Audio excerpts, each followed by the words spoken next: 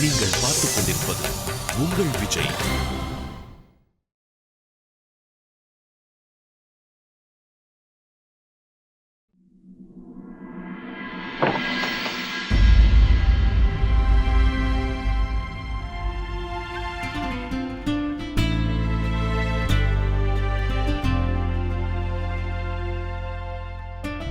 இத வண்டியிலே மறந்து விட்டுட்டேன்.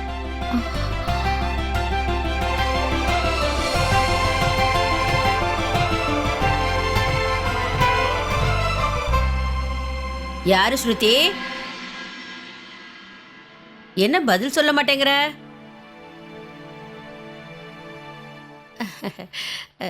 நீங்களா தம்பி? ஏன் இப்படியே நிக்கிற ஸ்ருதி? வீட்டுக்கு வந்ததுல இருந்து ஒரு மாதிரியா இருக்க. மரியாதை கூட மறந்து போச்சா? ஏன் நிக்கிறீங்க? உள்ள வாங்க, வாங்க, உள்ள வாங்க. அட பரவாயில்ல, உள்ள வாங்க.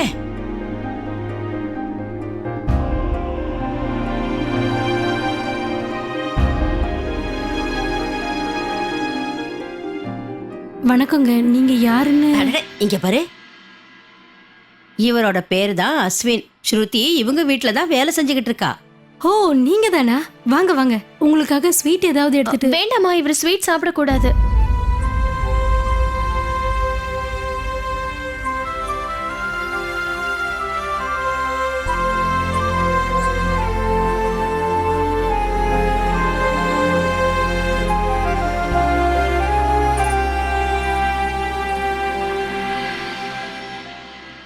வணக்கங்க.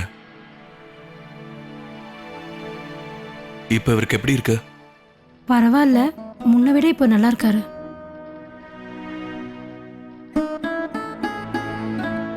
ஒருவேளை உங்களுக்கு ஏதாவது உதவி தேவைப்பட்டா அதை தயங்காம என்கிட்ட சொல்லுங்க.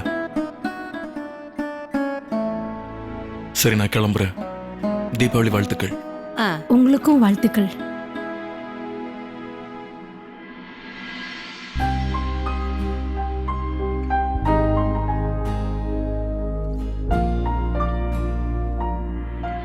என்ன ஸ்ருதி நிக்கிற? போய் வாசல் வரைக்கும் வழி அனுப்பிட்டு வா. போ போ.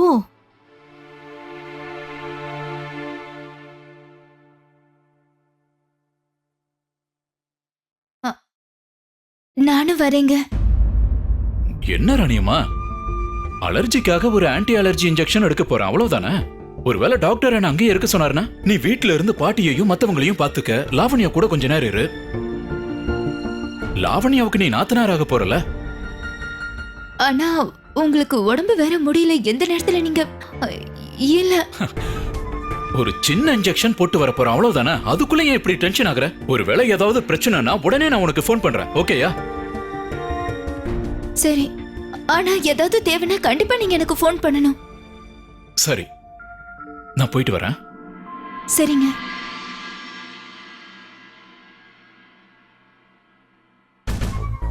நான் சொன்ன மாதிரியே எல்லா ஏற்பாட்டையும் செஞ்சு முடிச்சியா இல்லையா? யாரும் உன்னை பார்க்க கூடாது, கொஞ்சம் கவனமா இரு. நான் இப்ப வந்துடுறேன்.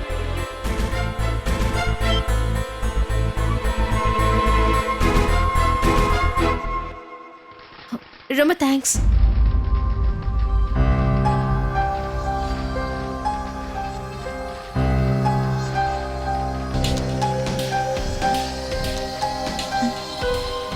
என்னோட பர்ஸை திருப்பி கொடுத்ததுக்காக. எல்லாத்தையுமே நீ எப்பவுமே மறந்து போயிடுவ ஸ்ருதி. உன்னோட கொலுசையும் அதே மாதிரி தான் மறந்து விட்டுட்டேன்.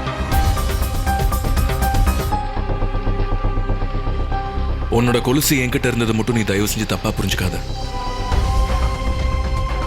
உன் மேல இருக்கிற பாசத்தாலையும் அன்பாலையும் நான் உன் கொலுசை வச்சிருந்தேன்னு நினைக்காத.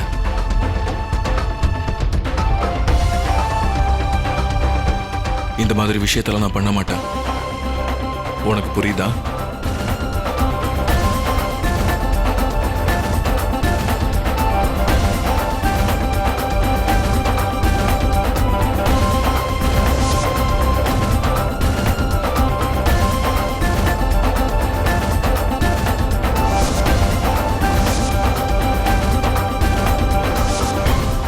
இதை நீங்க பெருசா நினைக்கலையா? நீ வேணா இதை பெருசா நினைக்கலாம். இதுதான் உன்னோட வாழ்க்கைன்னு நீ நினைச்சிருக்கலாம்.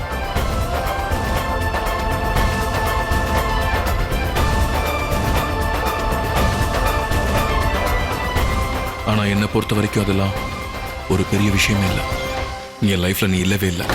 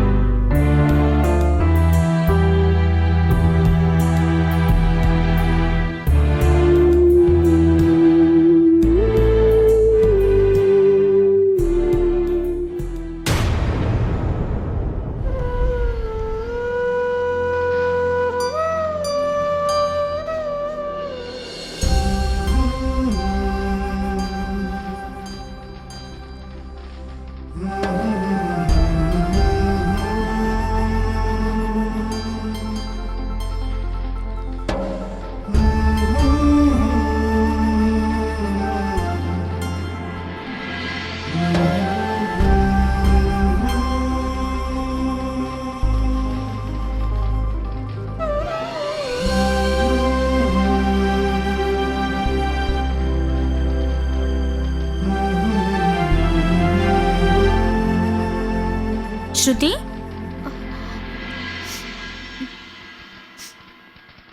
அஸ்வின் கிளம்பிட்டாரா ஸ்ருதி?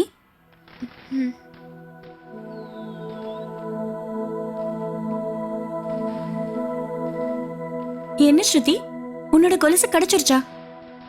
இது கிடைச்சிருச்சுங்கிறத பத்தி என்கிட்ட எதுவும் சொல்லல?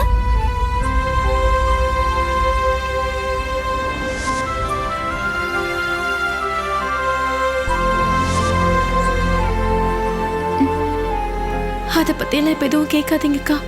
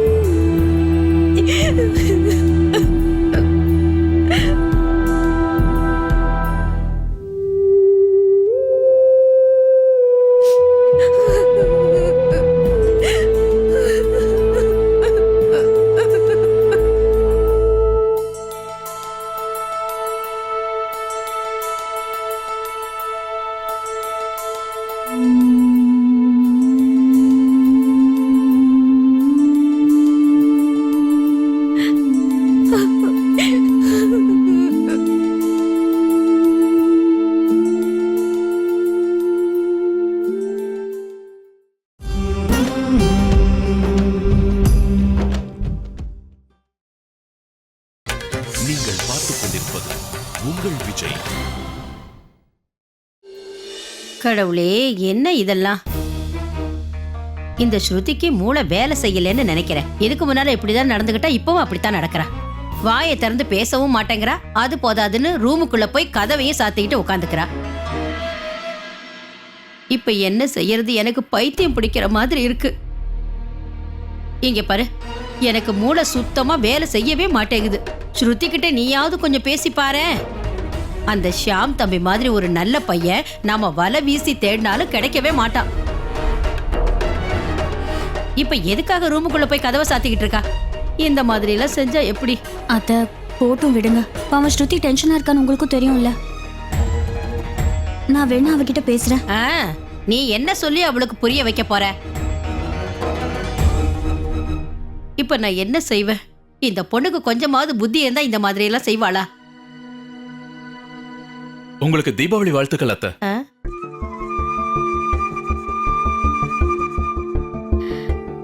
ஷியாம் தம்பி வந்துட்டீங்களா? உண்மையிலேயே இப்ப நீங்க இங்க வந்தது நல்லதா போச்சு. தீபாவளி எல்லாம் எப்படி போச்சு? நீங்க இல்லாம இந்த வீட்ல பண்டிகை கொண்டாடுற மாதிரியே இல்ல. நான் வரலன்னா எப்படி? உங்களுக்கு ஸ்வீட் கொடுக்கலான்னு தான் வந்தேன்.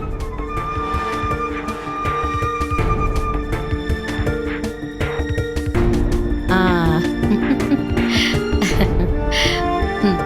உங்களுக்கும் தீபாவளி வாழ்த்துக்கள் அம்மா.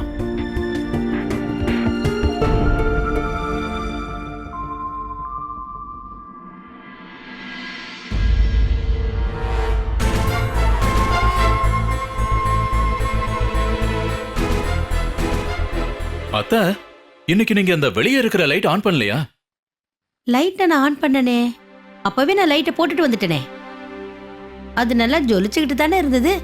அப்படின்னா நான் வரும்போது அது ஆஃப் ஆயிருந்திருக்கும். நான் போய் பார்த்துட்டு வரேன். இல்ல இல்ல இல்ல இல்ல, நீங்க இப்பதானே வந்திருக்கீங்க, களைச்சு போயிருப்பீங்க. நான் போய் பார்த்துட்டு வந்துடுறேன். அந்த லைட்டை பார்த்து எல்லாரும் கண்ணு வச்சுட்டாங்க. அதனாலதான் இப்படி எல்லாம் நடக்குது. நான் போயிட்டு வந்துடுறேன். இருப்பா. அடடா, என்ன இதெல்லாம்?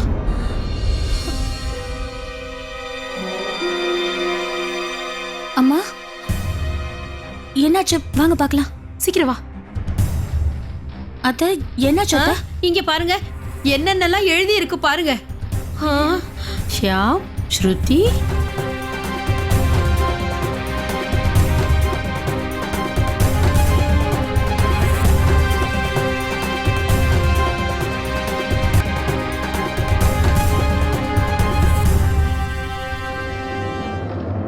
இந்த மாதிரி எழுதுனது யாரு?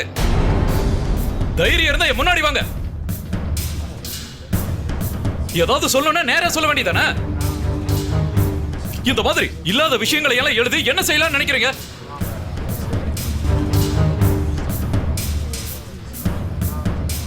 ஷியாம் தம்பி, பரவாயில்ல, விட்டுடுங்க.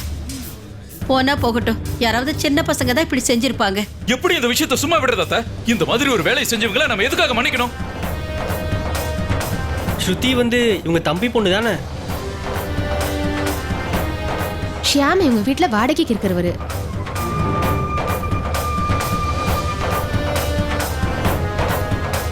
ஸ்ருதிய பத்தி யார் தப்பா பேசினாலும் சரியத்த. அத பாத்துக்கிட்டு நான் சும்மா இருக்க மாட்டேன். இதை எழுதுனது யாரு? முன்னாடி வாங்க.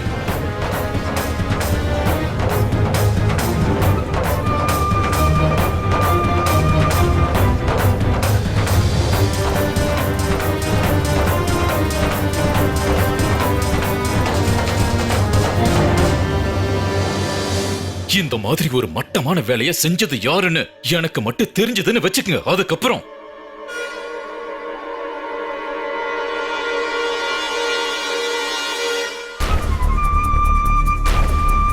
அவங்கள சும்மா விட மாட்டேன். ஆனா இந்த மாதிரி வேலைகளால பெரிய பலன் கிடைக்க வாய்ப்பு இருக்கு.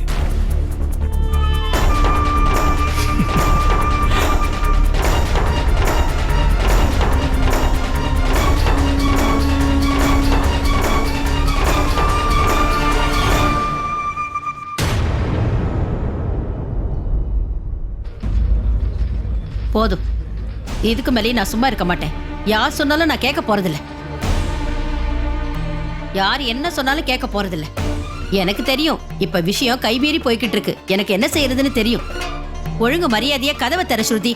இது வரைக்கும் நீ செஞ்சதெல்லாம் போதும். ஸ்ருதி, உன்கிட்ட தான் சொல்றேன், கதவை தர. ஸ்ருதி, கதவை தர. இப்ப நீ கதவை திறக்கலன்னா பாத்துக்கிட்டே இரு.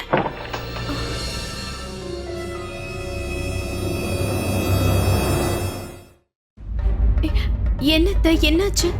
என்ன ஆச்சு அத்தை? நான் கேக்குறேன். கொஞ்சம் வெளியில வந்து பாரு. நான் ஏன் கத்திக்கிட்டு இருக்கேங்கிறதுக்கு காரணம் தெரியுமா? வா என் கூட. இல்ல இல்ல, நான் சொல்றத கேளு. முதல்ல நீ வெளியில வந்து பாரு. அதெல்லாம் முடியாது. முதல்ல நீ வெளியில வந்து பாரு. நீ சொல்றத நான் கேட்க மாட்டேன். பாரு பாரு, இத பாரு. என்ன இதெல்லாம்?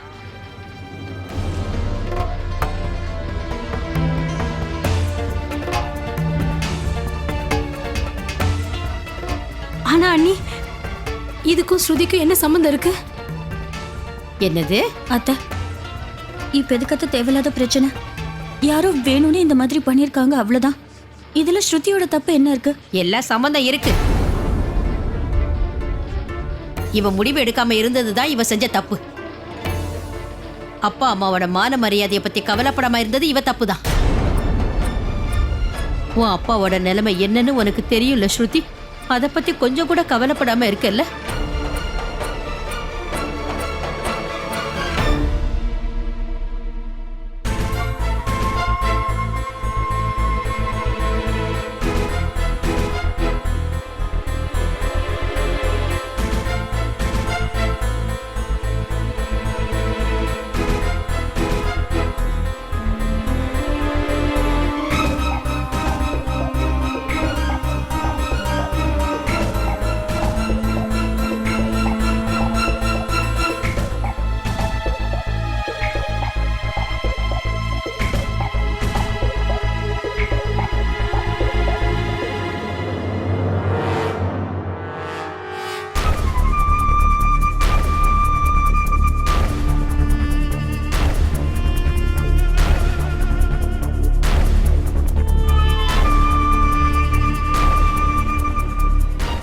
உங்களுக்கு தீபாவளி வாழ்த்துக்கள் பா.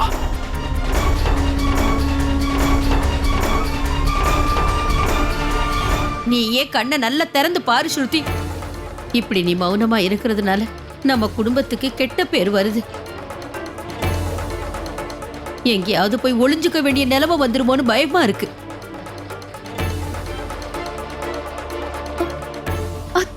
என்னப்பா என்னாச்சு? என்னாச்சுப்பா? அப்பா அப்பா அப்பாவுக்கு என்னாச்சு?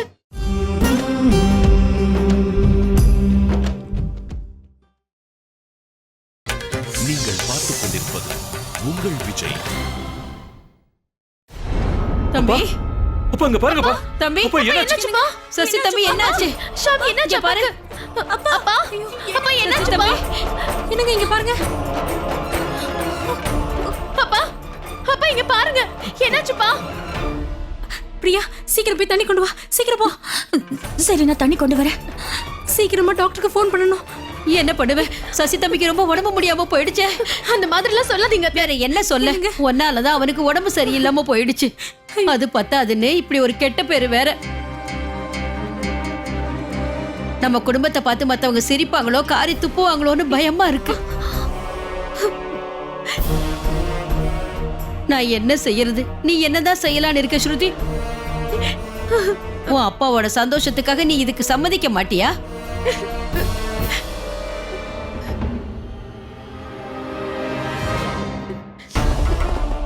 அப்படி உன் மனசுல என்னதான் இருக்கு?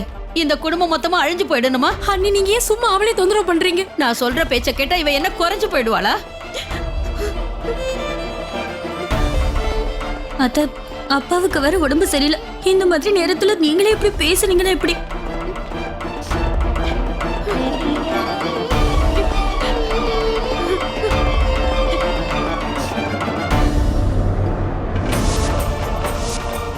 உன் மேல இருக்கிற பாசத்தாலையும் அன்பாலையும் நான் அந்த கொலுசை வச்சிருந்தேன்னு நினைக்காத.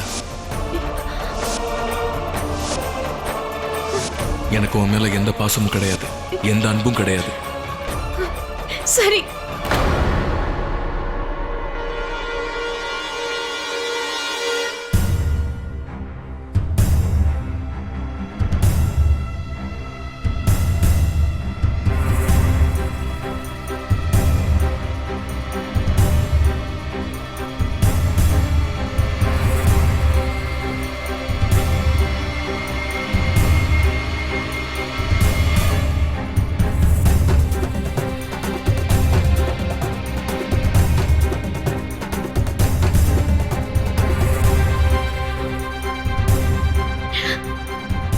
நான் இதுக்கு ஒத்துக்கிறேன்.